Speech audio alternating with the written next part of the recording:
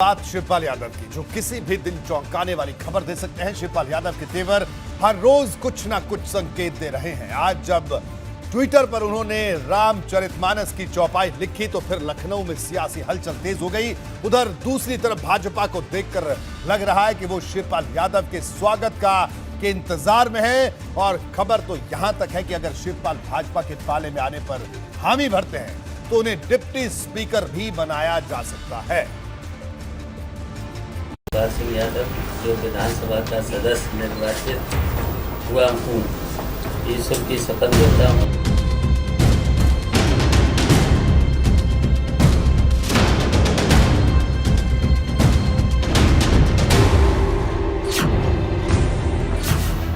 शिवपाल के राम राग से यूपी में सियासी तूफान।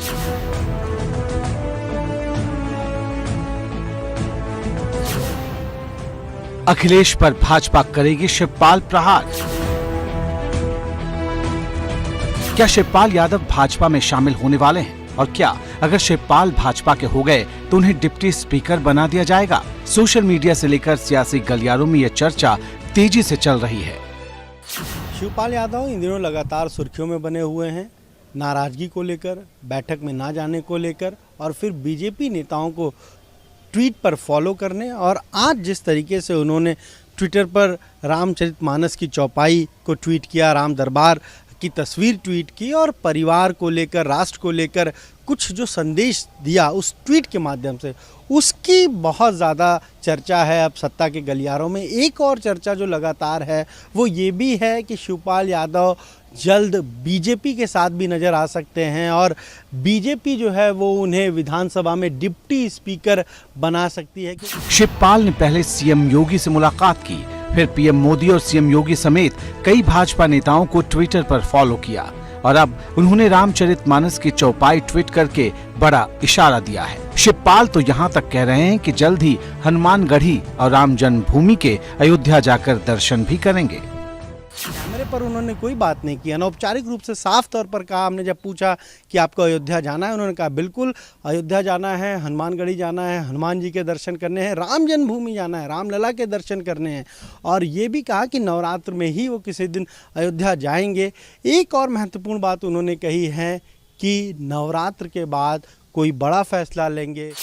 शिवपाल के कदम भाजपा दफ्तर की ओर जाने का संकेत तो दे रहे हैं, लेकिन उनकी चुप्पी सस्पेंस को कायम रख रही है। और अगर उन्हें डिप्टी स्पीकर की कुर्सी दे दी गई तो विधानसभा में बड़ा खेल हो जाएगा, क्योंकि डिप्टी स्पीकर की कुर्सी नेता प्रतिपक्ष के बगल में ही होती है। और ऐसा हुआ तो अखिलेश के खिलाफ भाजपा की ये धारदार रणनीति होगी। जो विधानसभा में जो सिटिंग अरेंजमेंट है, जो बैठने की व्यवस्था है, उसमें लीडर ऑफ अपोजिशन यानी अखिलेश यादव इस वक्त हैं। उनके बिल्कुल बगल में जो डिप्टी स्पीकर है उसकी चेयर होती है, उसकी कुर्सी होती है, यानी भतीजे के बगल में चाचा की कुर्सी होगी। और जब सदन चलेगा, मान लीजिए किसी मुद्दे पर बहस होती है, गर्मा गर्म बहस हो जाए या फिर नोक झोंक बढ़ जाए, तो ऐसे में कहीं ना कहीं एक दबाव जब शिवपाल यादव रहेंगे तो विपक्ष के जो विधायक हैं उनके ऊपर जरूर रह सकता है। शिवपाल और अखिलेश के बीच हाल के दिनों में जो दूरियां बढ़ी हैं, वो मुलायम परिवार में फिर से पड़ी फूट का प्रमाण है। और शिवपाल अपने इशारों से लगातार बता रहे हैं कि अब उनका रास्ता भी अलग है और लक्ष्य भी अलग, बस ऐलान होना ही बाकी रह गया है। एबीपी गंगा के लिए लखनऊ से अनुभव शुक्ला की रिपोर्ट।